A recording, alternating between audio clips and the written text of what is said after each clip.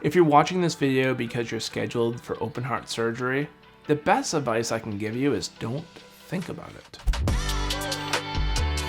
I couldn't stop thinking about my heart beating every day. Now that I'm home, my focus is on my family and getting healthy. This episode, I will talk about my recovery from open heart surgery at the age of 35. Disclaimer, I am not a doctor and I have no medical training.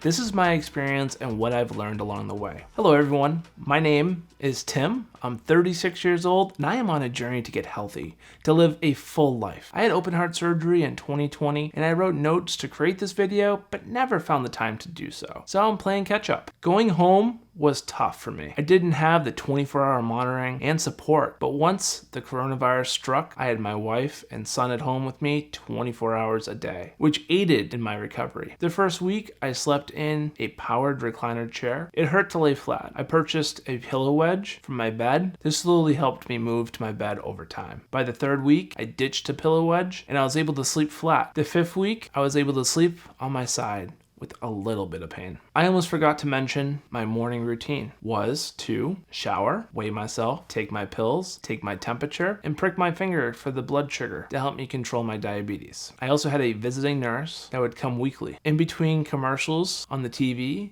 I would have to do a breathing exercise, which really hurt at first, but helped me slowly breathe better down the road. When I had the surgery, they literally had to turn off my heart for a couple hours. So my lungs collapsed a little. And this breathing device really helps build them back up. I would take mini walks every day. The first week, I could walk to the end of my driveway and back. The second, I was able to walk a few houses down, and I slowly got further and further. The only complaint was I could feel my ribs moving and jumping all around. I got so scared, so I stopped walking for about a week because I wanted them to heal. It took time for the shaking to finally go away, roughly around 6 to 8 weeks. There was this long running list of things I wasn't able to do because of the recovery. Of course, a couple of these things, I was not able to lift my son, for starters. I couldn't do any yard work, and it was just the beginning of spring. I couldn't drive myself for 5 weeks, and the list kind of goes on. My scar healed slowly. It got really bumpy. My scar stayed numb for about 2 to 3 weeks. Not sure if it was because of the pain medication or what they did. As it started to scar, I had to cut 2 of these strings off the top and bottom of my scar so that way it could continue to heal. I had to keep the bandage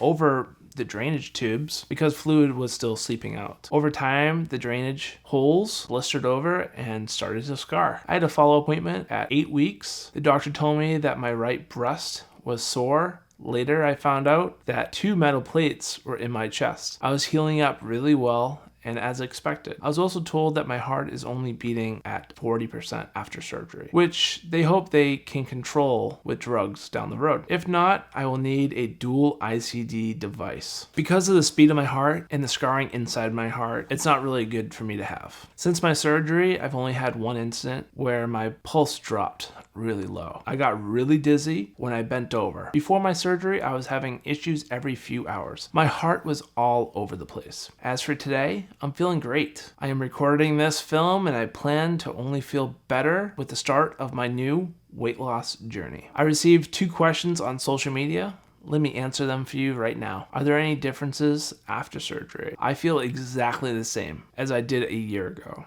before finding out about my heart condition. I just have to slow down and work to get stronger and healthier. Another question, was it scary to walk into Target for the first time after surgery? Yes, it was very scary. I even made a quick video about me overcoming it. I was at Target buying diapers for my son, and this really weird feeling came about, and I literally was gasping for air, and I had to take a knee, which then I proceeded to lay flat on the ground. No one was around, so I freaked out. I'm like, if I'm having a heart attack or something's happening, I need to be around people. So I got my ass up. It did not feel great. I was like about to pass out. I had the carriage, thank God. I pushed it to the front of the store, and most of the Targets at that time had a little snack bar. I found myself a seat, and I rode out the storm because everybody's at their cash registers, the booths there, the people in the food court, and then just customers coming and going. If I were to pass out and fall out of this chair, I think someone would notice. So over time, that kind of faded and I started feeling good again. I went and got a water, sat back down, and I was still feeling good. So I checked out, packed up the car, and drove home. About an hour after getting home, I had another major attack. At that point, my wife kind of told me, hey, you need to go to the hospital. So my family picked me up. We went down to UMass Medical Center, and sure enough, I was having some major issues. And I was in the hospital for a solid 10 days. And that is why I ended up having this open heart surgery, because I was having so many symptoms and nothing was working to control them. If you're watching this video because you're scheduled for open heart surgery, the best advice I can give you is don't think about it. Please consider liking and subscribing to my channel. I look forward to creating more of these videos in the future. I hope you're prepared for open heart surgery. Hopefully this is just a one-time thing and you never have to go through it again. One last tip. When you're in the hospital after the open heart surgery, if the hospital team offers you up morphine, say yes. If so, you might be able to sleep in the hospital the first couple nights.